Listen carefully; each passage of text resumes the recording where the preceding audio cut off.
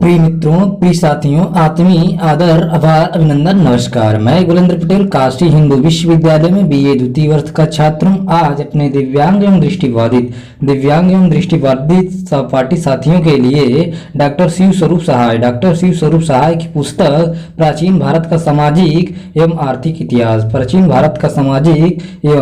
आर्थिक इतिहास नामक पुस्तक से पृष्ठ संख्या 323 से लेकर 341 तक कृषि पर हम लोग चर्चा करेंगे। चलिए समय लेते हुए रिकॉर्डिंग स्टार्ट करते हैं। Agriculture has been the main occupation of our people since early times. U M Ghoshal. इसका कारण यह था कि भारतीय प्रायद्वीप में गंगा एवं सिंधु घाटी तथा मालवा क्षेत्र अपने प्राकृतिक स्वरूप में कृषि योग्य थी। पृष्ठ संख्या 323 पर हम लोग चर्चा कर रहे हैं। युगीन अवस्था विश्व सभ्यता के इतिहास में जब मानव नव पाषाण युग में प्रवेश किया तब से कृषि करना भी प्रारंभ किया। अब तक फल तथा शिकार से प्राप्त मांस ही उसके जीवित रहने का एकमात्र आधार था। अभी तक वह आग से परिचित नहीं था। पत्थर को तोड़कर बनाए गए औजारों से कभी समूह में बड़े पशुओं का और कभी अकेले छोटे पशुओं का शिकार करता था। पर जनसंख्या का क्रमशः विकास होता गया। अब संभव नहीं था कि केवल शिकार और फल पर ही ये लोग रह सके। तब संभवतः वृक्षों से गिरने वाले बीजों को जो घूमने वाले जानवरों के पैरों से भूमि में जब जाते थे उगते देखा तथा उनसे पुनः फल निकलते देख उनके मन में दलदली भूमि पर बीजों को बिखेर कर अधिक अन्न पैदा करने की बात आई होगी, जिससे कृषि का विकास हुआ हो। लगभग इसी क्रम में भारत में भी कृषि का विकास संभव हुआ होगा। पाषाण काल पूर्व तथा मध्य पाषाण काल में मनुष्य जंगली था। अभी उसे कृषि का ज्ञान नहीं था। पुरातात्विक उपलब्धियों से केवल इतना ही ज्ञात होता है कि वह शिकार करता था। इसके लिए उसने विभिन्न प्रकार के औजारों का प्रयोग करना शुरू किया था, जैसे सलकर, फ्लैट टूल्स, कोट, खुरचनी, स्क्रैपर, छोटे हस्त कुठार आदि। पर उत्तर पाषाण काल में इस खानाबदोशी की जिंदगी में नया प्रभाव आया। इस कठिन दौर से मुक्ति पाने के लिए उन्होंने पशुओं को पालना शुरू किया।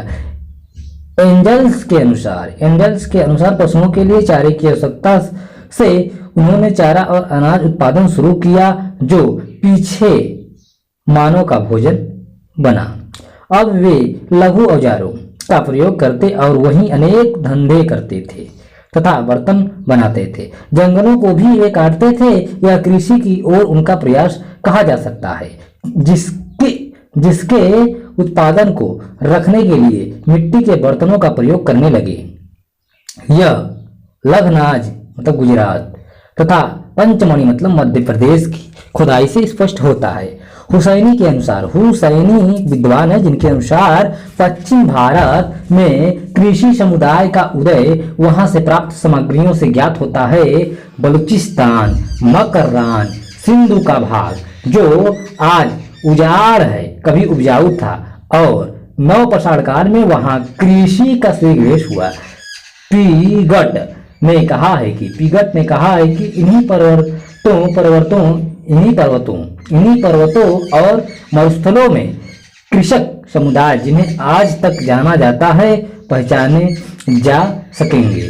गुजरात की खोज से पता चलता है कि लोग जंगली जानवरों को कूटते पीसते जंगली अनाजों को कूटते पीसते थे, क्योंकि यहाँ बहुत सी पाषाण चक्कियाँ मिली हैं।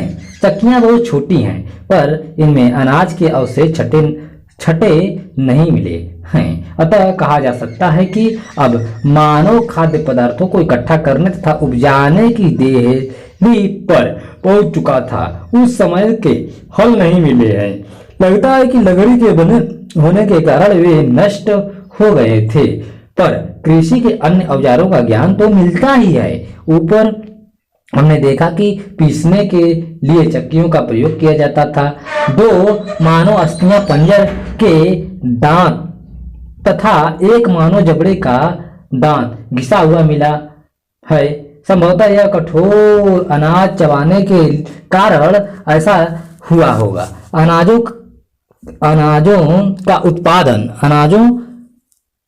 का उत्पादन बहुतया से यहाँ होता था। ठीक,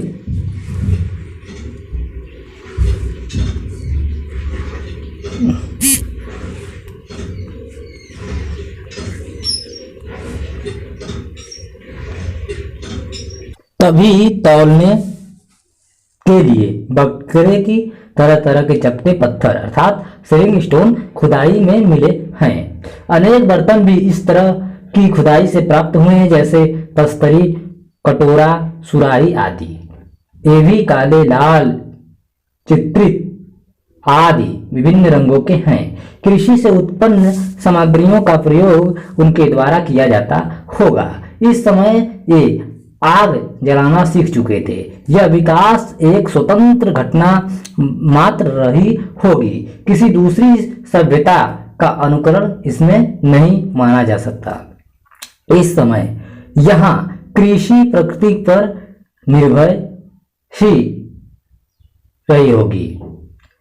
किसी भी कृत्रिम साधन की सहायता का अभाव इस समय प्रतीत होता है। इस समय भूमि जनजाति संपत्ति रही होगी।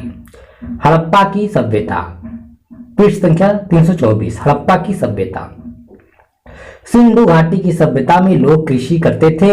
वहां से प्राप्त कुछ ठीकरों पर हरे भरे पेड़ पौधे, लता, गुल्म तथा उत्पादन के दृश्य मिलते हैं। कुबड़दार बैल का बहुतया से होना हल बैल के द्वारा कृषि की स्थिति को व्यक्त करता है। खेती के लिए सिंचाई की आवश्यकता यहाँ नहीं पड़ती होगी, क्योंकि नदी की बाढ़ तथा वर्षा से उर्वरा के लिए पर्याप्त जल प्राप्त हो जाता होगा। फिर भी नदी में बांध बनाकर पानी खेतों में लाते होंगे। कृषि के लिए पत्थर तथा कांसे के बने उपकरणों का प्रयोग किया जाता था। डॉक्टर गोयल तथा डीडी कोशाम्बी के विचार में सैंधव सभ्यता के लोग हल के प्रयोग से अनभिज्ञ थे, पर वारावली हरियाणा में हड़प्पा संस्कृति के स्तर से खुदाई में मिट्टी के खिलौने के रूप का एक साबुत हल प्राप्त हुआ है।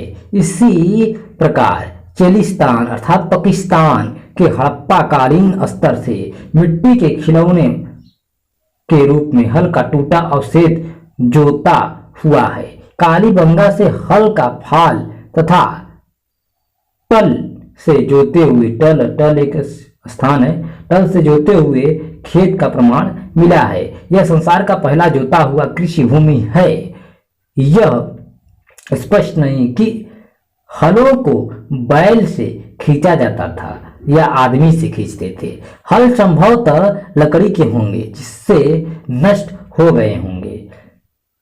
गोरोडन चाइल्ड्स के अनुसार यहाँ गेहूं, जौ और चावल का उत्पादन होता था। राइस, मटर, तिल, सरसों और कपास की उपज भी होती थी। रंगपुर और लोथल से चावल तथा बनावली से जौ के दाने मिले हैं। विश्व में सबसे पहले कपास की खेती यहीं शुरू हुई थी।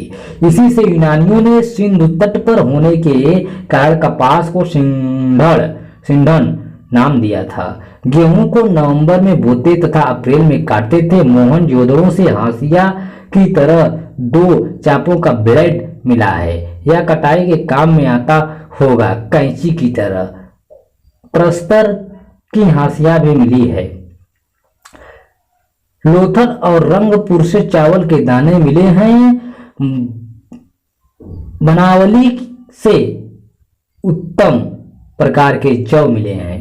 यहाँ के उत्खनन से चावल के काले दाने मिले हैं। अन्नागार का पाया जाना बड़ी मात्रा में अन्न के उत्पादन को व्यक्त करता है। वहीं पड़ोस में एक मजदूरों की बस्ती का अवशेष मिट्टी के बांध पर गड़ी हुई चकरियों के चिन्ह से स्पष्ट है कि संभवतः अन्नागार से अनाज निकालकर पीसने के काम में लाया जाता होगा। यह मक्का आदि की तरह मोटे पीसने वाले अनाजों के उत्पादन का द्योतक है। चौके में मिले रोटी के ठप्पे, चौकी, बेलन आदि रोटी के लिए प्रयोग में लाए जाने वाले अनाजों को व्यक्त करते हैं। अतः गेहूं भी वहां पैदा होता होगा।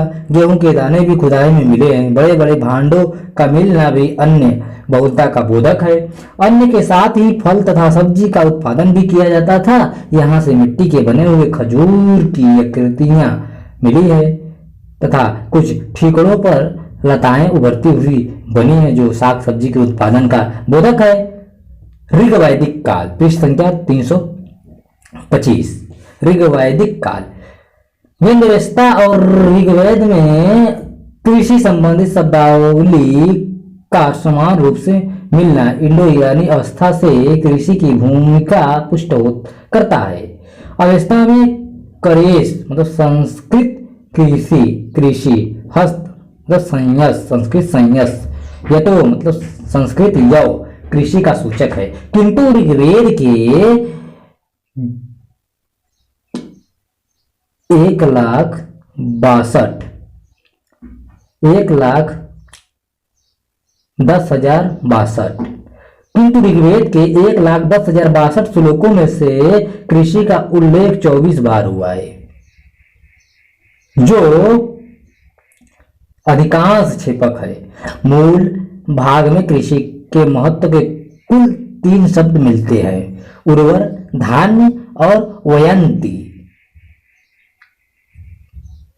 कृष्ट शब्द का प्रयोग मात्र 23 बार हुआ है, पर यह सर्वत्र कृषि के संदर्भ में नहीं आया है। यव का उल्लेख पूरी संहिता में 15 बार है, वह भी 3 ही बार मूल पाठ में, जो स्पष्ट नहीं कि विशिष्ट अनाज के लिए या सामान्य के लिए।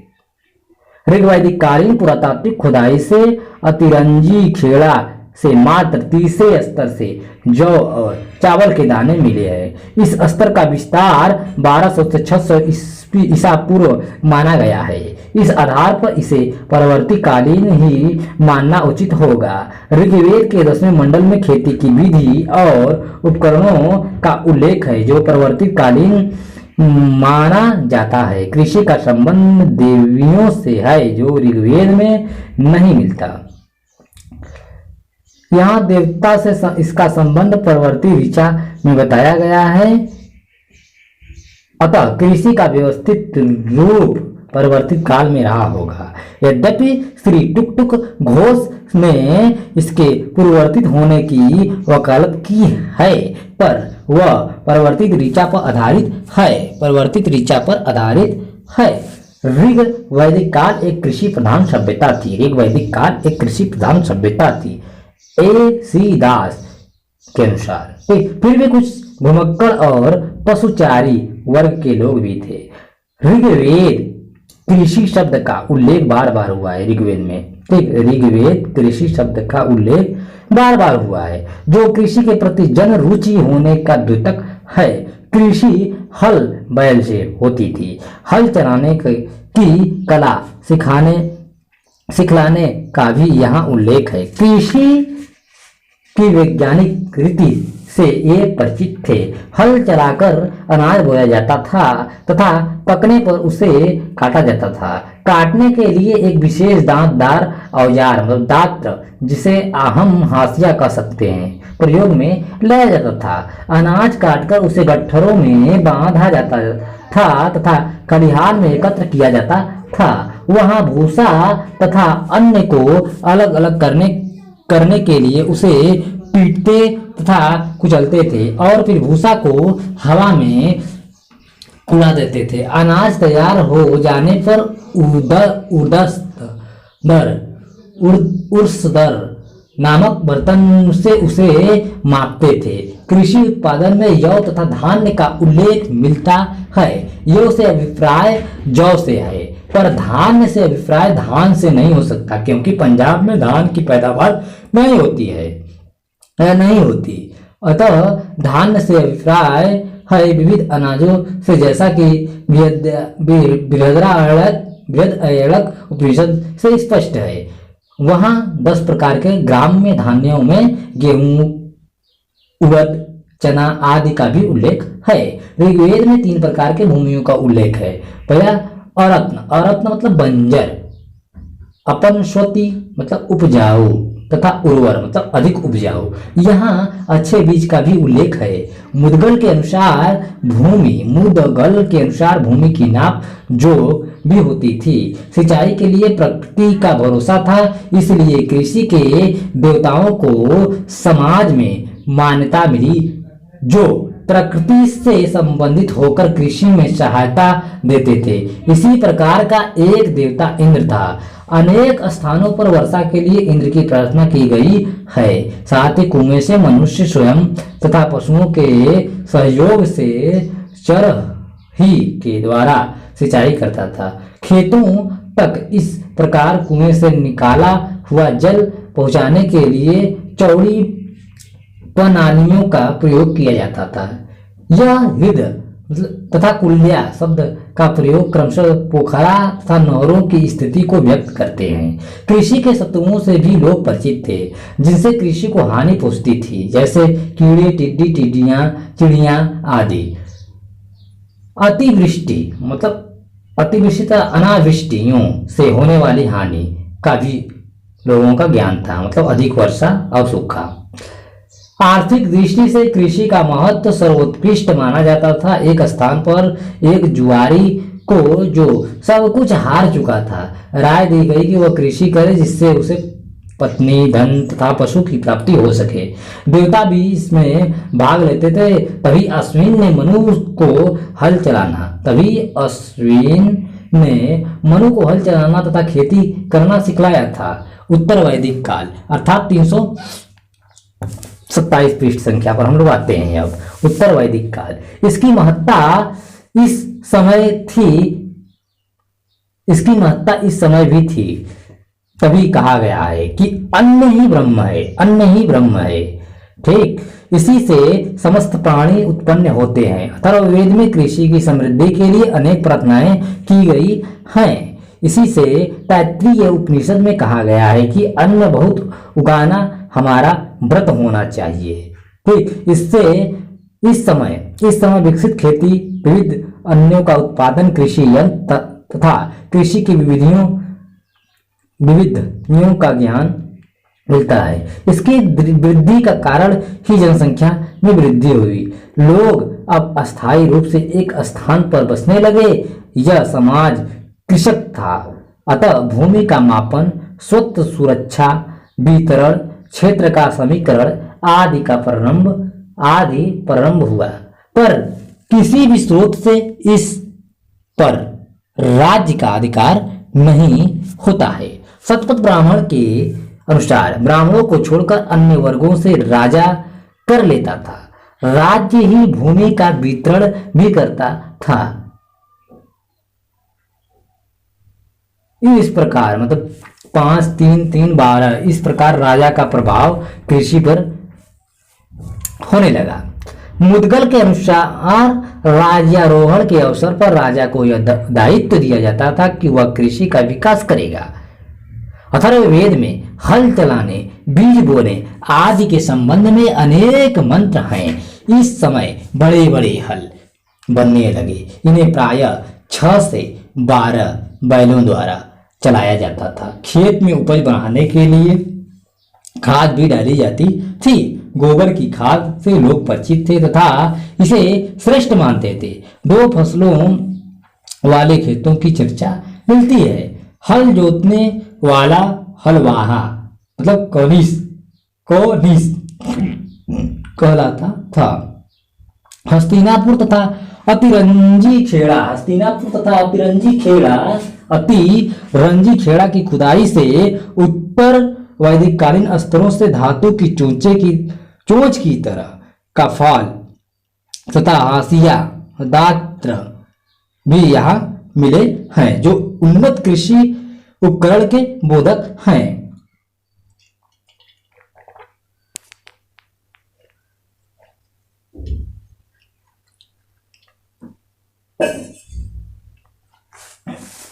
ब्राह्मण और क्षत्रिय खेती नहीं करते थे, अतः समाज में एक कृषक वर्ग था जिसके अधिक उत्पादन करने से सबका काम चलता था। खेती के विभिन्न उपक्रमों से अब लोग परिचित थे, जैसे जुताई मतलब कृषंतः, बुआई उपवंतः, लवनी लुणंतः आदि, मंडी और मंडनी अर्थात विलंतः।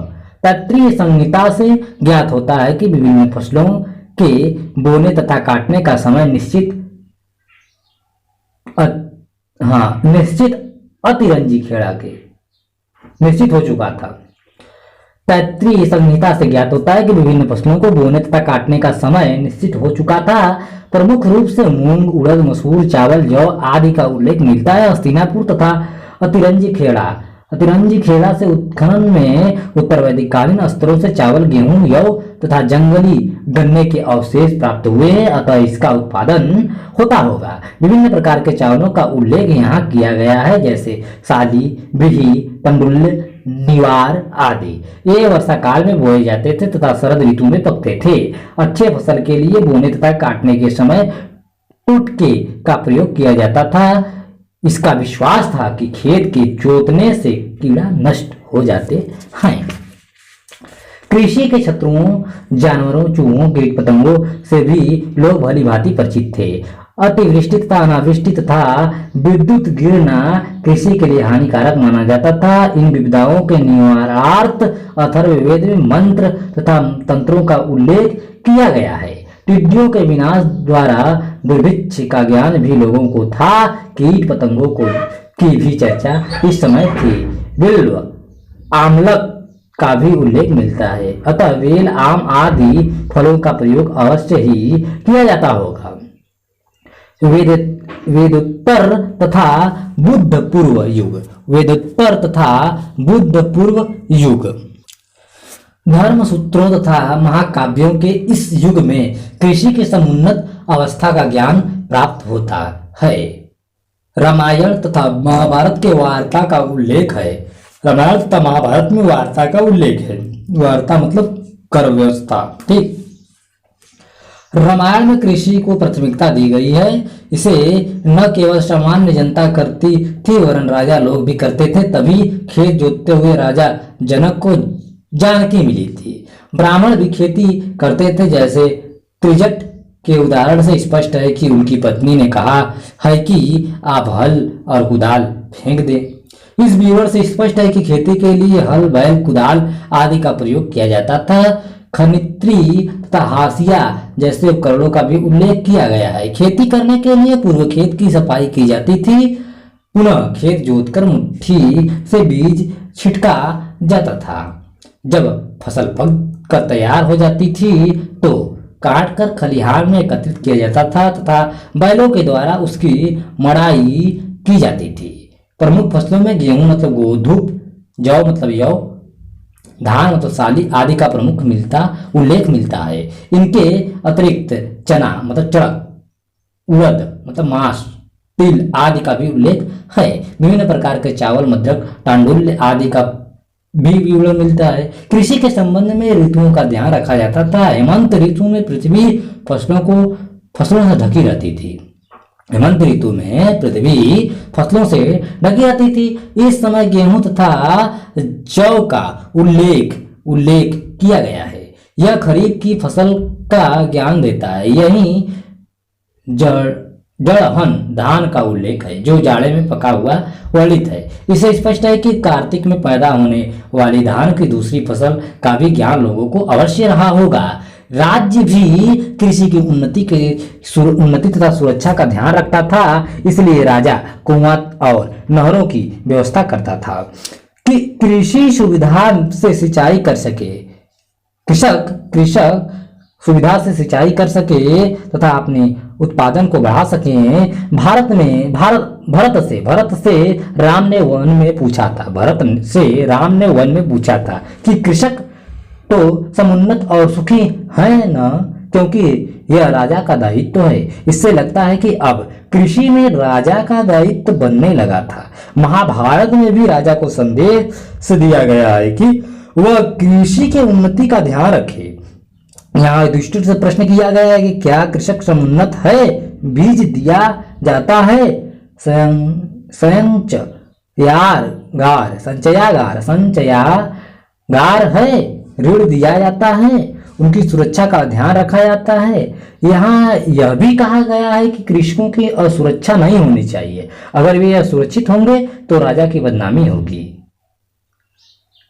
कृषि पर अधिक कर लगाने के लिए भी राजा को मना किया गया है, क्योंकि ऐसा करने से कृषक राज्य छोड़कर चले जाते हैं। स्पष्ट है कि राजा कृषि की महत्ता समझकर कृषकों के हित का ध्यान रखता था।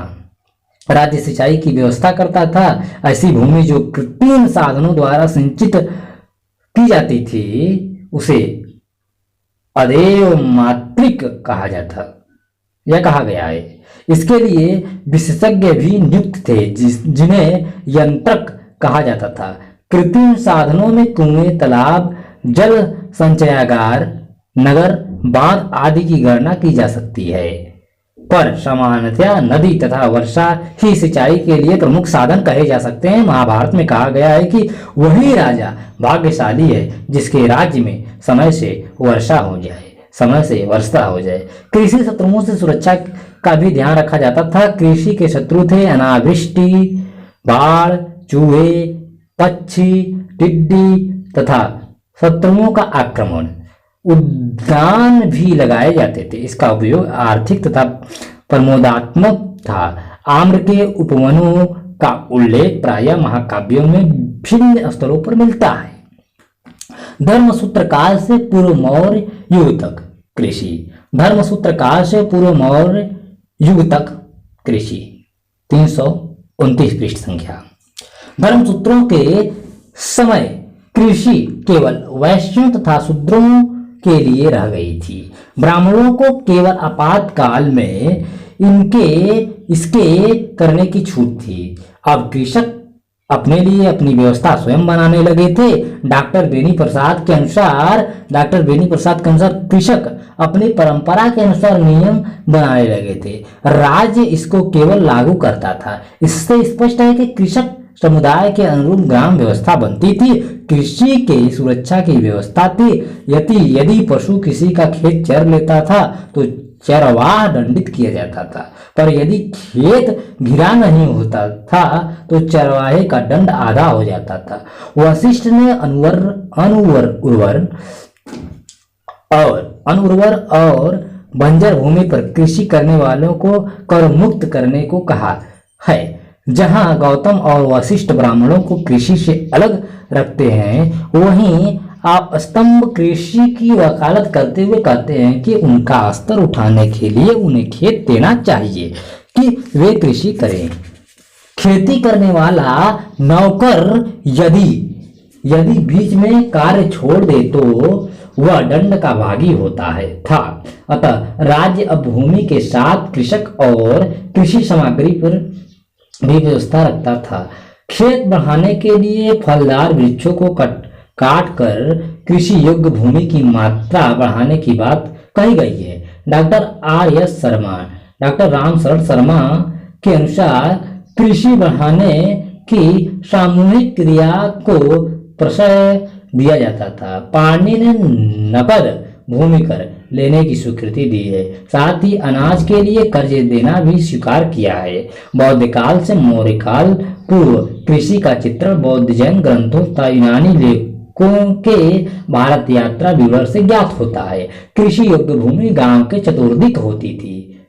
कृषि क्षेत्र को बढ़ाने के लिए वनों को काटकर उर्वर क्षेत्र बनाया जाता था। जो भूमि उर्वर नहीं होती थी उसे ऊसर कहा जाता था। खेती योग्य तैयार भूमि को हल्य कहते थे। संभवतः हल्य से जोते जाने के कारण ही इस नाम से इसे संबोधित किया जाता होगा।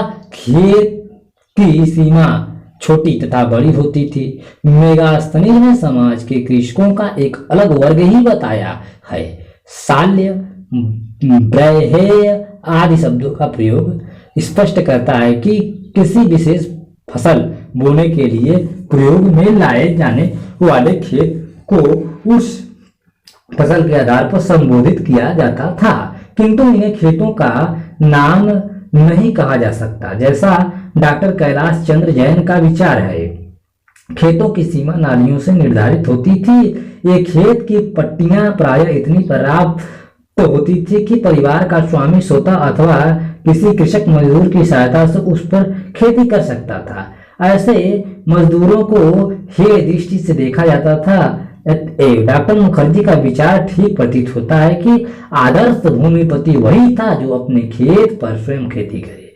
इसलिए जब कृषक को बेगार के लिए राजा बुला लेता था तो उसकी आर्थिक दशा दयनीय हो जाती थी। पर कुछ लोगों के पास बड़ी बड़ी खेत की पट्टियां थी जिनमें बहुत से मजदूर हल आदि की सहायता से खेती की जाती थी। ऐसी बड़ी एक पट्टी का ज्ञान संयुक्त निकाय जो एक बौद्ध ग्रंथ है से मिलता है, जिसमें 500 हल तथा उतने ही मजदूर काम करते थे।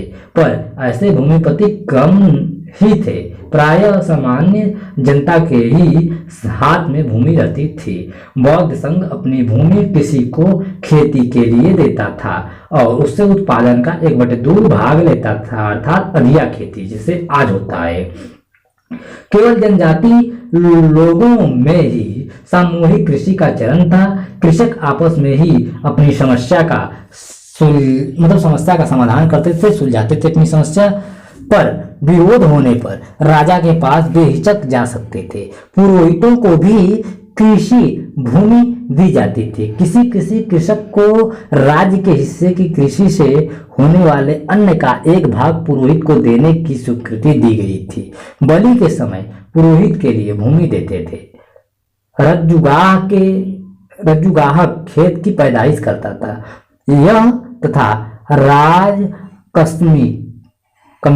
राजकम्मिक भूमि की सीमा तथा उत्पादन पर राजा का भाग निर्धारित करते थे। खेतों की सीमा निर्धारित की जाती थी तथा उसका बंटवारा किया जाता था। इससे व्यक्तिगत कृषि को बल मिलता और सुरक्षा बोने, खाद डालने आदि में कृषकों की अधिकता के कारण ही गांवों की संख्या अधिक थी। इसी से 4 प्रकार के गांवों का उल्लेख किया गया है। पहला निगम ग्राम और जनपद ग्राम, दूसरा है जनपद ग्राम, तीसरा है द्वार ग्राम, चौथा है पचंत ग्राम। इसका प्रधान ग्राम भोजक होता था। इसी को ग्रामीण भी कहते थे। उत्पादन न होने पर यह कृषकों को सहायता देता था, फिर दूसरे वर्ष इसकी वसूली भी कर लेता था। ग्राम भोजक राज्य की सभा का सदस्य होता था। यही ग्राम की सुरक्षा का प्रतिनिधित्व करता था। इस समय राज्य का कृषि पर नियंत्रण बढ़ने लगा था। राज्य कर तथा किराया लेता था और दंड भी देता था, पर कृषि के विकास में राज्य का कोई अनुदान नहीं होता था। ऊपर उल्लिखित हल्य शब्द से स्पष्ट है कि हल और बैल से खेती या खेतों की जुताई की जाती थी। फसल के पकने पर खलिहान में अनाज इकट्ठा किया जाता था। यहीं लगान की वसूली भी की जाती थी। जिन कृषि उपकरणों की चर्चा इसके पूर्व की जा चुकी है वे सभी अवश्य इस समय प्रयोग में लाए जाते होंगे। अनाज में प्रमुख रूप से गेहूं, चना, उड़द, चावल आदि पैदा होता था। फसलों में नारियल हो गया, अंजीर हो गया, अंगूर हो गया, सेब की खेती होती थी। एक और कपास भी पैदा किया जाता था, अर्थात गन्ना और कपास की भी खेती की जाती थी। मसाले की भी खेती की जाती थी, जिसमें मिर्च हो गया, जीरा, राई आदि पैदा होता था। तेल के लिए अंडी की फसल की जाती थी। स्ट्रेबो के अनुसार तिल भी पैदा किया जाता था। स्ट्रेबो एक विद्वान, इनका मानना है कि तिल भी पैदा किया जाता था बौद्ध काल में। सिंचाई के लिए ऊपर नालियों के होने का संकेत किया जा चुका है, जिन्हें खेतों की डंडार पर बनाया जाता था तथा इनका प्रयोग सामूहिक रूप से मिलकर किया जाता था। कुएं भी सिंचाई के काम में आते थे। यूनानी लेखकों के अनुसार सरिताएं भी, मतलब नदियां भी साथ में जो मिट्टी बहा कर लाती थी, मतलब बहा कर लाती थी, उनसे भी भूमि की उर्वरा बढ़ जाती थी। ऋतु का भी ध्यान खेती में रखा जाता था, इसी के अनुरूप खेती की जाती थी। वर्षा ऋतु में धान तथा तिल आदि की खेती की जाती थी तथा शरद ऋतु में गेहूं, चना, जौ, मटर तथा अन्य दालों की जाती थी। अतः रबी, खरीफ तथा जायद की फसलों से भी लोग परिचित थे। इन खेतों के समीप जंगल तथा उद्यान होते थे, जैसे दिसंबर का वेलुवन तथा श्रावस्ती का जेतवन। इनमें कुछ जंगल बहुत घने होते थे, जिनसे केवल घास या जलावन की लकड़ी मात्र प्राप्त की जा सकती थी। इनमें जंगली जानवर भी रहते थे और डाकू भी छिपते थे। इन जंगलों में हाका डलवाकर राजा लोग शिकार भी करते थे। जिम्मेदारी की प्रथा अनजानी थी। मौर्य काल की महती समस्या थी बढ़ती जनसंख्या और घटता उत्पादन। इससे भोजन की समस्या बिना समुचित कृषि व्यवस्था के संभव नहीं था। इसके लिए कौटिल्य ने अनेक उपाय सुझाए हैं कि दोनों में तालमेल बैठ जाए। भूमि की मात्रा बढ़ाने के लिए बंजरों को साफ कर और जंगलों को काटकर खेत बनाने का सुझाव दिया गया है। डॉक्टर बीपी सिन्हा के अनुसार सैनिकों तथा व्यवसायियों को भी खेती करने के लिए प्रोत्साहित किया गया है। डॉक्टर घोषाल के अनुसार इसके लिए गांव दूर दूर बसाए गए तथा उनमें क्षुद्रों की संख्या अधिक रखते थे कि बीच की भूमि पर खेती द्वारा अन्न की मात्रा बढ़ाई जा सके। बंजर भूमि पुरोहितों, अध्यापकों, वेद यज्ञों को देते तथा उससे कर मुक्त रखा जाता था। वैद्य, गोप, स्थानिक को भूमि इस शर्त पर दी जाती थी कि वे इसका विक्रय न करे। डॉक्टर बीपी सिन्हा के अनुसार मौर्य शासक कृषि के विस्तार के लिए अनेक विधियां अपनाते थे। घोषाल ने लिखा है कि खेती न करने पर भूमिधर को जुर्माना देना पड़ता था या भूमि से वंचित होना पड़ता था। मेगास्थनीज के अनुसार भारत में उपजाऊ खेतों की अधिकता थी। एरियन के अनुसार भारत के लोग अनाज पर निर्भर रहने के लिए कृषि करते थे। इनका समाज में अलग स्थान ही था।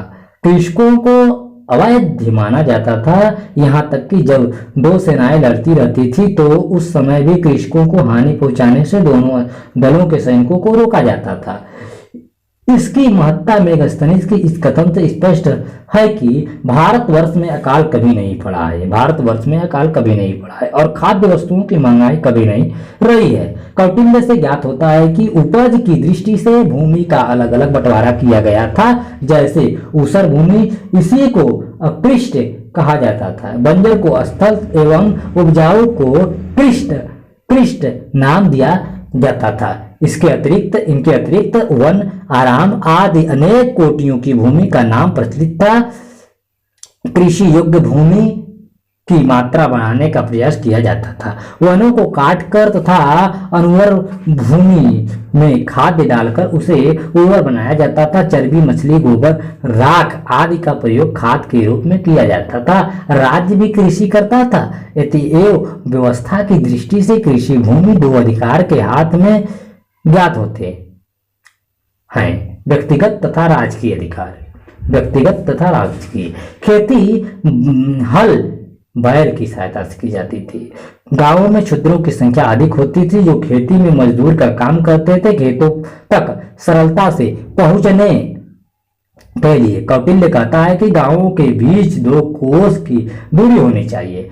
राज्य की ओर से यह प्रबंध किया जाता था कि लोग भूमि पर स्वयं खेती करें। जो ऐसा नहीं करते थे उनकी भूमि के लिए कौटिल्य विधान देते हैं कि उससे छीनकर दूसरे व्यक्ति को दे दिया जाए भूमि। पर जो लोग परिश्रम के द्वारा भूमि को उर्वरा बनावे उनसे राज्य को भूमि छीननी नहीं चाहिए। राज्य का भी नियंत्रण कृषि पर होता था और इसके विकास के लिए अपनी ओर से सुविधाएं देता था तथा इसमें ह्रास में रोकता था। राज्य की ओर से कृषि को प्रोत्साहित करने के लिए उद्देश्य से कृषि के समय राज्य में सामूहिक नाच गाने पर रोक लगाया जाता था। किसान लगाया जाता था कि किसान इसकी ओर आकृष्ट होकर कृषि से विरत न हो जाएं। आपातकाल में तथा नई कृषि योग्य भूमि की तैयारी के लिए राज्य की ओर से किसान को पशु, अन्य धन आदि दिया जाता था। राज्य की ओर से कृषि की देखरेख करने के लिए समाहर्ता नामक अधिकारी नियुक्त किया जाता था या नियुक्त होता था। वह विशेष समय कई फसल उत्पादन के लिए बांध्य करता था।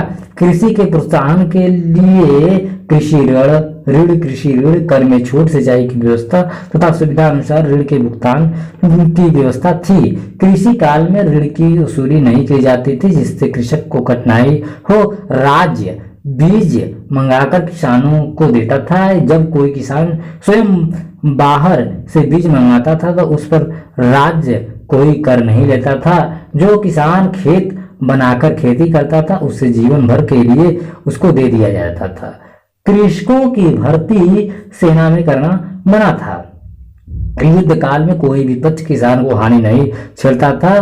कृषि के लिए कई अधिकारियों की नियुक्ति की ज्ञान मिलता है। राज्य की भूमि पर कृषि का कार्य शीताध्यक्ष देखता था। यह बुआई से लेकर कटाई तक सारी प्रक्रिया पर निगरानी रखता था। संभवतः यह कुशल किसानों में से नियुक्त किया जाता था। अशोक के काल में प्रादेशिक और रज्जुक नामक अधिकारी भी कृषि व्यवस्था से जुड़े थे और वन से संबंधित अनेक उद्योग थे। इस प्रकार राज्य कृषि के संरक्षण के निमित्त सदा तत्पर रहता था। कृषि भूमि दो प्रकार की थी, सीता अर्थात राज्य की और व्यक्तिगत भूमि। एरिस्टोथनीज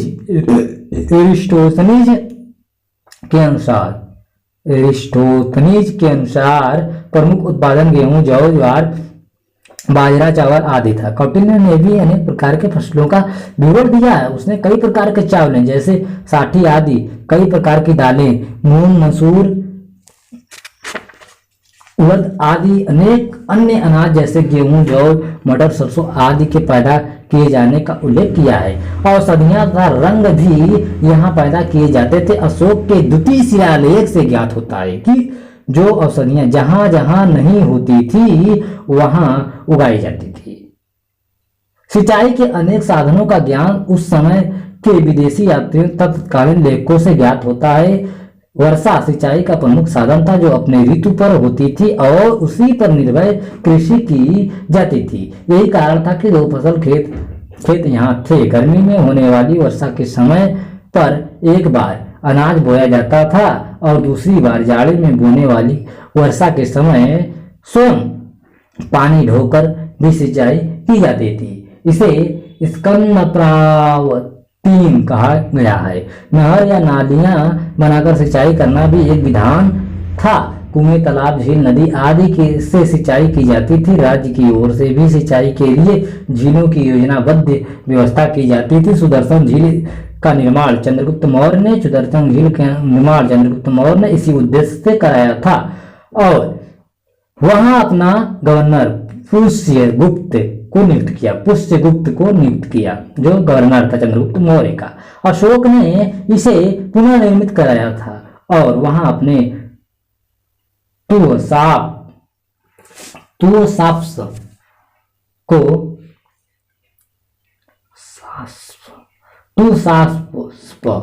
को नियुक्त किया।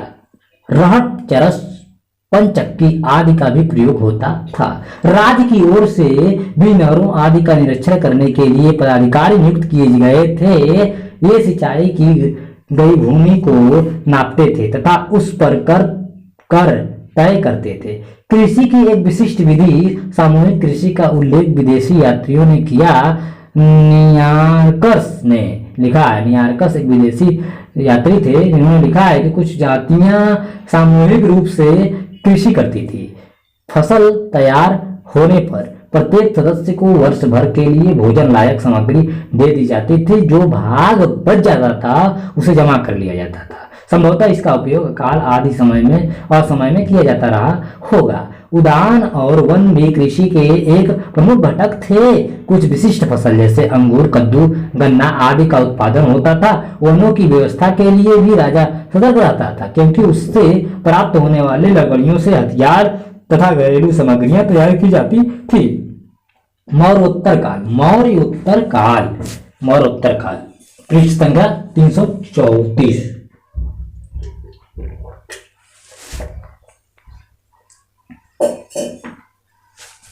इस समय कृषि का स्वरूप पूर्णतया व्यक्तिगत हो गया। राजकीय कृषि क्षेत्र न रहने से राजा द्वारा कृषि करने की समस्या ही नहीं थी। फिर भी राज्य संपूर्ण भूमि स्वामी का होता था, पर वास्तव में भूमि पर व्यक्तिगत स्वत्व ही रहता था। कृषि व्यक्तिगत क्षेत्र की सीमा में था, पर इस पर कोई राजकीय नियंत्रण ज्ञात नहीं होता है। फिर भी राज्य नियम बनाता था। अभिलेखों से पशुधन के दान, भूमि के दान के विवरण से उन्नत कृषि का ज्ञान प्राप्त होता है। पतंजलि ने विभिन्न सिंचाई विधियों और खेतों के सीमा बंधन का उल्लेख किया है। मनु और याज्ञवल्क्य द्वारा बनाए गए कृषि नियमों को राज्य लागू करता था। मेधातिथ के अनुसार राज्य भी कृषि संबंधी नियम बनाता था, पर मनु ने कृषि को वैश्यों का व्यवसाय कहा है। वैश्यों का व्यवसाय कहा है। क्षत्रियों और ब्राह्मणों को कृषि न करने की सलाह दी गई है। इससे होने वाले जीव हत्या के कारण मनु इसके बहुत समर्थक उच्च वर्गों के लिए नहीं हैं। अब नई भूमि की संभावना नहीं थी, क्योंकि मौर्य काल में सब भूमि कृषि योग्य बन चुकी थी। कृषि को हानि पहुंचाने वालों के लिए मनु ने दंड विधान किया है। नहर का बांध तोड़ने तथा अन्नागार नष्ट करने आदि अपराधों के लिए प्राण दंड दिया जाता था। प्राण दंड 1/4 भाग किसान राज्य को कर के रूप में देता था। कुशालकालीन अभिलेखों से भी यही बात ज्ञात होती है। मौर्यकालीन व्यवस्था के तरह राज्य का एकाधिकार कृषि पर नहीं रह गया। इस समय वार्ता ज्ञान का विशिष्ट अंग बनकर रह गया था। नारद के अनुसार कृषि भूमि की आवश्यकता बढ़ गई थी। अब गुप्त काल, गुप्त काल देखते हैं, पृष्ठ संख्या 335 पर आते हैं हम लोग। कृषि जीविका का प्रमुख आधार था, पर आधुनिक जिम्मेदारी प्रथा की तरह कोई व्यवस्था तब प्रचलित नहीं थी। भूमि पट्टिका, कुल्यावाय, निर्वतन आदि भूमि के नाप की इकाई थी, पर इन प्रत्येक माप की मात्राएं क्या थी स्पष्ट रूप से ज्ञात नहीं है। वह भूमि जिसको उसका स्वामी स्वयं नहीं जोत सकता था, उसे लगान पर दूसरे कृषक को दे देता था। काश्तकार 35 से 50% उत्पादन का भाग कृषि कार्य करने के बदले स्वयं रख कर शेष भूभाग को दे देता था, अर्थात भूमि स्वामी को दे देता था। कभी कभी धनी लोग बेगार भी लेते थे। डॉक्टर परमेश्वरी लाल गुप्त के अनुसार बिजली का उपयोग कृषि करने के लिए किया जाता होगा, अतः आर्थिक जीवन कृषि प्रधान था। मेघदूत में कालिदास कहते हैं कि भूमि इस समय कामना अनुसार धन देने वाली थी। काम सुभूर्वृते। ह्वेनसांग में भारत यात्रा विवरण से ह्वेनसांग के भारत यात्रा विवरण से ज्ञात होता है कि सारे देश में खेती होती थी। अन्य फल फूल अधिक मात्रा में पैदा होते थे। कालिदास से भी ज्ञात होता है कि ईख, धान, गेहूं, दाल आदि का उत्पादन होता था। धान के विभिन्न प्रकारों का भी ज्ञान लोगों को था। साली, कलम, श्यामाक और निवार आदि। इस समय कुछ कृषि संबंधी भी व्यवस्थाएं थी। अगर कोई दूसरे का फल तोड़ता, पेड़ उखाड़ता या उसे जड़ से काटता था, तो उसके लिए कठोर दंड, अर्थदंड का विधान था। खेत को नुकसान पहुंचाने पशु के स्वामी को दंड दिया जाता था, पर यदि वह खेत बाड़ा से घेरा न गया हो तो दंड कम हो जाता था। यही बात रास्ते पर स्थित खेत के संबंध में भी थी। यदि केवल फसल रौंद दी गई होती है तो उसी अनुपात में दंड कम हो जाता था। कृषक मजदूरों को वाजिब मजदूरी देते थे, पर जहां मजदूरी तय न हो वहां उत्पादन का 1/10 भाग प्राप्त करने के वे हकदार होते थे। यदि वह मजदूरी लेकर पूरा काम न करे तो उसे उसका दूना लौटाना पड़ता था। यदि कोई भूमि स्वामी मर जाता था, कृषि कार्य में असमर्थ हो जाता था, अथवा कहीं भाग जाता था, उसका पता नहीं चलता था, तो उसकी भूमि दूसरे को खेती करने के लिए दे दी जाती थी राज्य द्वारा। पर उसके लौट आने पर उसे लौटा दिया जाता था। बृहस्पति के अनुसार अन्य चारों के उत्पादन का 10 गुना देना पड़ता था। फल फूल लकड़ी काटने वाले का हाथ काट दिया जाता था। कृषि के उपकरण तथा खेतों का घेरा तोड़ने वाले को 100 पड़ का दंड दिया जाता था। 100 पड़ का दंड दिया जाता था। कृषक मजदूरों से कृषि में सहायता ली जाती थी। इनकी 3 श्रेणियां थी, निम्न, मध्य और उच्च। जो खेत में काम करते थे उन्हें स्वामी भोजन और कपड़ा के साथ उत्पादन का 1/5 भाग देता था। पर जहां केवल मजदूरी पर ही काम मिलता था वहां उसे उत्पादन का 1/3 भाग दिया जाता था। पर जो स्वामी का काम पूरा नहीं करता था वह वेतन से वंचित किया जाता था। कृषि उपकरणों में हल और फाल का वजन बृहस्पति से में बताया है। हल 8 पला लोहे का होता था। फाल के लिए बताया गया है कि यह 8 अंगुल लंबा और 4 अंगुल चौड़ा होना चाहिए। बृहस्पति ने धान के खेत की तैयारी करके बोने की बात की है। पर अच्छा किसान बंजर रास्ता गोचर तथा सड़क के किनारे भी भूमि नहीं जोतता था। आगे यह बताया गया है कि कमजोर, बीमार तथा अस्वस्थ पशु से खेती नहीं करना चाहिए, पर सामान्य पशु कौशल, ज्ञान, बीज यंत्र वाले लोगों के साथ मिलकर खेती करनी चाहिए। कुछ लोग सस्ता खेत खरीदकर उपजाऊ बनाते थे, जैसा वह ग्राम दान पत्र से ज्ञात होता है। सिंचाई के लिए समुचित व्यवस्था थी। यह सलाह दी गई थी कि अच्छे किसान को इसकी व्यवस्था रखनी चाहिए, उसे वर्षा पर निर्भर नहीं रहना चाहिए। इस पर कालिदास, अमरकोश तथा जैन ग्रंथों से विशेष प्रकाश नहीं पड़ता है। अभिलेख इसमें अधिक सहायक है। स्कंदगुप्त के जूनागढ़ अभिलेख से ज्ञात होता है कि उसने सुदर्शन झील के टूटे भागों को जनता की सुविधा के लिए शीघ्र ही मरम्मत कराने के लिए अधिकारियों को आदेश दिया गया था।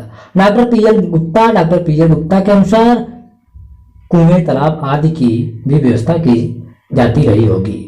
डॉक्टर चटर्जी के अनुसार प्रायः नदियों की घाटियों में ही खेती की जाती थी, पर जहां खेती के लिए ऐसी सुविधा उपलब्ध नहीं होती थी वहां जलाशय खुदवाया जाता था। अफसद अभिलेख से ज्ञात होता है कि आदित्य सेन की पत्नी अफसद एक अभिलेख है जहां से ज्ञात होता है कि आदित्य सेन की पत्नी ने सिंचाई के लिए विशाल जलाशय बनवाया था। गुनाएघर, पहाड़ापुर, दामोदरपुर, दानपत्र इसमें विशेष सहायक हैं। सरकार सिंचाई पर भारी व्यय करती और मरम्मत भी करती थी। सिंचाई के विभिन्न साधनों का इकट्ठा उल्लेख संवत 480 के गंधार अभिलेख में पश्चिम मालवा के गुप्त सामंत विश्ववर्मन द्वारा किया गया है। वहां सिंचाई के साधनों में वापी, तांडा, दीर्घा आदि उदयपान अथवा कूप का उल्लेख किया गया है। वापी छोटा तालाब होता था, जबकि दीर्घा बड़े तालाब को कहते थे। ऐसी व्यवस्था का भी ज्ञान होता है जिनके द्वारा जलमार्ग द्वारा अधिक जल बाहर निकाल दिया जाता था। इसे जल निर्गमाह भी कहा जाता था। पर कृत्रिम साधनों के अतिरिक्त प्राकृतिक साधनों का भी सहारा लिया जाता था। इसी से इंद्र को यज्ञ से संतुष्ट किया रखा जाता था कि समुचित वृष्टि होती रहे, जिससे कृषि का विकास संभव हो सके। कालिदास ने कहा है कि गुप्त राज्यों के परिश्रम को देखकर ही वेतन रूप में पृथ्वी में खानों से, रत्न, खेतों से धान्य और वनों से हाथी दिया था। राज्य की ओर से भूमि की पैमाइश कराई जाती थी तथा उसको टुकड़ों में विभक्त किया जाता था। उपज के अनुसार भूमि को विभिन्न वर्गों में बांटा जाता था।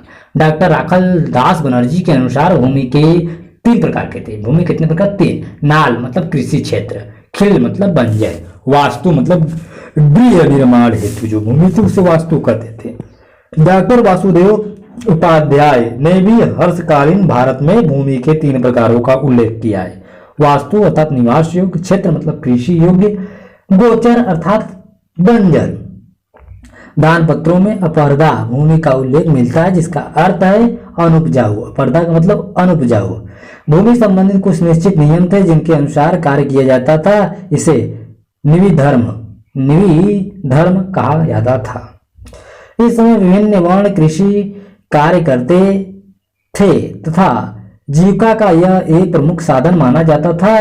तभी ब्राह्मणों को कृषि भूमि तथा अग्रहारा दान का विवरण विभिन्न दान पत्रों से मिलता है। संभवतः क्षत्रियों को भी भूमि दी जाती होगी, यद्यपि इसका कोई उल्लेख नहीं मिलता है। वैश्यों का प्रमुख कार्य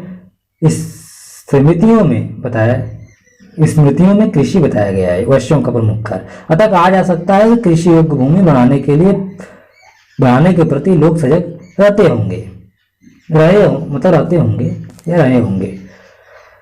गुप्तोत्तर काल, पृष्ठ संख्या 337। गुप्तोत्तर काल, गुप्त उत्तर। अभी तक कृषि का कार्य शूद्र और वैश्य ही करते थे, पर अब ब्राह्मण और क्षत्रियों के लिए भी कृषि कार्य स्वीकार किया गया है। यह छूट बौद्धायन के समय से समाप्त होने लगा था। इससे कृषकों का सम्मान बढ़ा। अनेक अभिलेखों में ब्राह्मण और क्षत्रियों के अभिधान की चर्चा है। इसमें प्रयुक्त कार्षित तथा काश्यर्ती से स्पष्ट है कि स्वयं खेती करते और कराते थे। इनको पहले कृषि इसलिए रोका गया होगा कि तब सेना विशाल होती थी तथा उनमें क्षत्रियों को भी भर्ती किया जाता था। ब्राह्मणों से ज्ञान और शिक्षा की समाज को आवश्यकता थी। भूमि कम थी तथा शूद्रों और वैश्यों को जीविका का कोई दूसरा सहारा नहीं था। खेत कम थे और वन अधिक थे तथा जनसंख्या कम थी। पर अब राज्य बढ़ा, खेती की भूमि बढ़ी, व्यापारिक बंधन ढीले पड़े तथा क्षुद्रों के लिए निर्धारित 5 व्यवसाय के स्थान पर 15 व्यवसाय नारद ने बताए। अल्बुर्नी ने क्षुद्र नौकरों का उल्लेख किया। ऋतुओं का ज्ञान तथा भूमि के प्रकारों का निर्धारण होने से कृषि करने वालों की संख्या बढ़ी। इससे कृषि का विस्तार हुआ। भूमि के प्रकार सिंचाई के आधार पर शरद और ग्रीष्मिक क्षेत्र, जुताई के आधार पर व्यापक क्षेत्र, धान का खेत, खल स्थान मतलब खलिहान आदि। डॉक्टर मालती के अनुसार भूमि विभाजन के अनेक आधार थे। मिट्टी उपज, उर्वरा आदि लेखों से अनेक प्रकार की भूमियों का उल्लेख प्राप्त होता है। सजल स्थल, सागर, तोसर, गोचर आदि। पूर्व मध्य काल में भारत में कृषि उन्नतशील थी। गांवों के पास मैदान छोड़ा जाता था कि कृषि हो सके। भूमि का लेखा जोखा राजकीय पत्रों को रखा जाता था। राजा कृषकों में भूमि का बंटवारा करते थे। कभी कभी किसी विशिष्ट व्यक्ति को भी उसकी सामाजिक प्रोन्नति के लिए भूमि दान स्वरूप दी जाती थी। इस प्रकार के अनेक अग्रहारा दान पत्रों का ज्ञान पाल और सेन राज्यों के शासन काल में होता है। भूमि की माप की इकाई निश्चित थी। अभिलेख तथा साहित्यिक स्रोतों से ज्ञात होता है कि भूमि माप की इकाइयां थी। कुल्यवाय, द्रोणवाय, पाठक, हल, हस्त, पदावर्त, नल तथा नालू। कुल्यवाय अनाज नापने की इकाई थी। इसका ज्ञान अत्यंत प्राचीन काल से था। भूमि की माप की इकाई के रूप में इसका प्रयोग ज्ञात होता है कि जितनी भूमि में इस इकाई द्वारा मापा गया अनाज बोया जाता था उससे कुल्यवाय कहा जाता होगा। यही बात द्रोणवाय के संबंध में भी होगी, क्योंकि द्रोण नामक अन्य मापक इकाई का ज्ञान रामायण काल से ही मिलता है। पाठक की इकाई कुल्यवाय का 5 गुना माना जाता था। पाठक की इकाई कुल्यवाय का 5 गुना माना जाता था। हल उस मात्रा को कहते थे जो साधारणतः एक हल से जोता गया जाता था। आज भी एक हल की खेती से अभिप्राय 10 बीघा खेत से किया जाता है। 10 बीघा खेत से किया जाता है। हस्त भी इसी प्रकार की इकाई की मात्रा रहा होगा। तदवर्ता, पदावर्ता, पदअवर्ता संभवतः एक पग की माप की इकाई मानी जाती थी। सेन राज्यों के लेखों में नालू नामक इकाई का उल्लेख मिलता है। कुछ लोगों का अनुमान है कि नालू नामक पौधे के नाम पर इस इकाई का नाम रखा गया होगा। नालू नामक इकाई का प्रचलन नल के पीछे हुआ होगा। गढ़वाल राजा गोविंद चंद्र के अभिलेखों में इस इकाई का बहुत से उल्लेख प्राप्त होता है। भूमि के विभिन्न प्रकारों का भी ज्ञान इस समय था, जैसे उर्वर मतलब उपजाऊ, खिल्ल मतलब परती, इरीड़ मतलब बंजर, मरु मतलब रेतीला, वृत्तसा ऊंची भूमि आदि। मिट्टी के भी विभिन्न रंगों तथा गुणों से लोगों का परिचय था, क्योंकि काली, पीली तो आदि मिट्टी की चर्चा इस काल के ग्रंथों में मिलती है। इससे अनुमान लगाया जा सकता है कि लोगों का पता होगा कि किस प्रकार की मिट्टी किस फसल की पैदावार के लिए अधिक उपजाऊ या उपयोगी होगी। इसकी पुष्टि इस बात से भी होती है कि कतिपय ग्रंथों में विभिन्न प्रकार के फसल के बोने के लिए विभिन्न गुणों वाली मिट्टी का विवरण दिया गया है। कृषि कार्य के लिए हल और बैल का प्रयोग इस समय किया जाता था। अन्य उपकरणों की चर्चा इस समय के स्रोतों में भी पूर्ववत की गई, जैसे हल, लांग, चील, फाल, कुशिक, कोदारथ आदि। इन औजारों के अंगों का भी इन्हें ज्ञान था। लगता है इसको बिगड़ने पर ये ठीक बना लेते थे। इससे इस मतलब परिहत, नृत्य मतलब जहां से परिहत निकलता है। कुट कम मतलब जहां फाल जोड़ा जाता है। फाल मतलब लोहे का खुरपा। योकत्र यम वेद जानवरों को हल से बांधने वाली रच्छी आदि का उल्लेख क्रमशः हुआ है। अन्य उपकरण में थे कुदाल, तोत्य मतलब खुरपा, दाब, मल्ल, वीत्रयम मतलब हाशिया। उर्वर भूमि के लिए इनका उपयोग होता था। बड़े बड़े हलों का उपयोग भी ब्राह्मणों के संदर्भ में हुआ है, जिनमें कई बैल जुते होते थे। भूमि कम से कम 2 बार जोता जाता था। पहली बार भूमि में मिट्टी के ढेले निकलने पर मोटा पटा देते थे, निकलने पर पाट देते थे, ये मतलब हिंगा देते थे।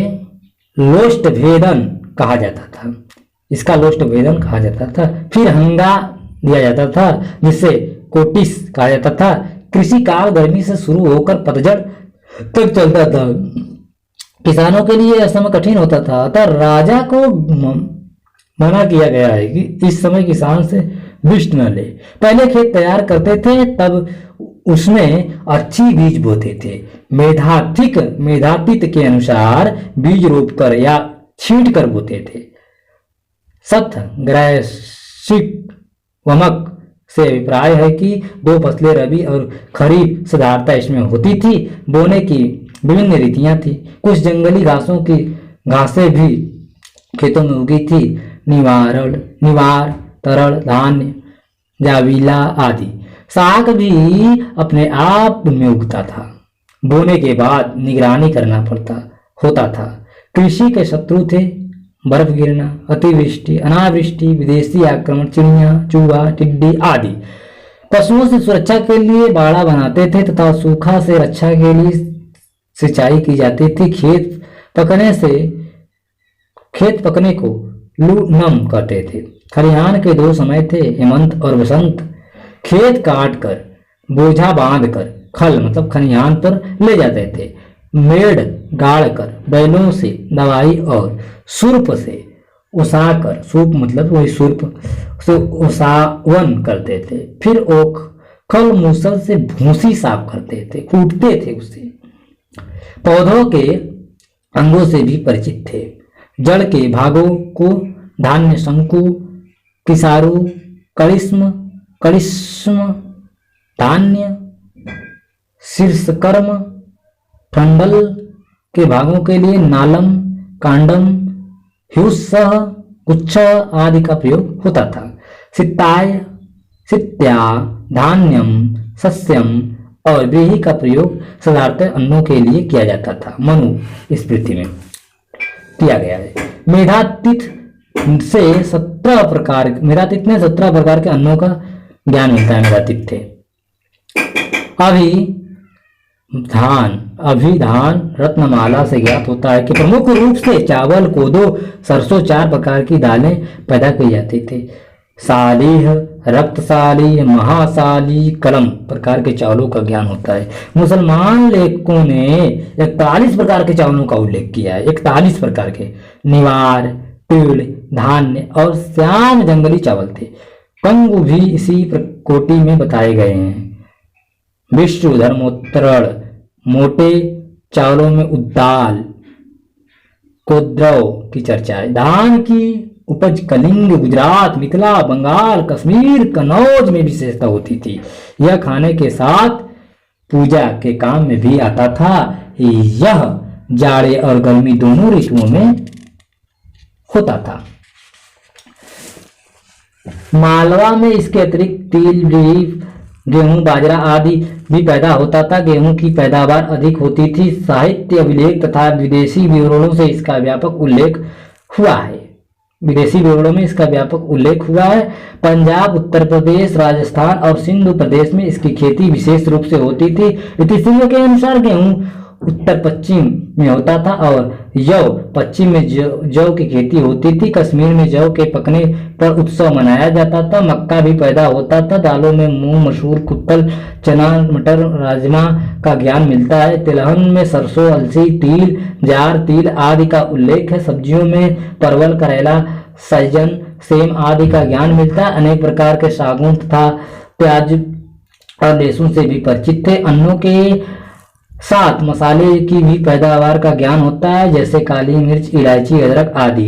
इसकी उपज मुख्यतः मालाबार में होती थी। दक्षिण में दालचीनी के उत्पादन का भी ज्ञान मिलता है। कुछ स्थानों से विशिष्ट वस्तुओं के उत्पादन के लिए ख्याति प्राप्त कर ली थी, जैसे मगध और कलिंग चावल के लिए प्रसिद्ध थे और कश्मीर की ख्याति केसर और अंगूर के उत्पादन के लिए थी आदि।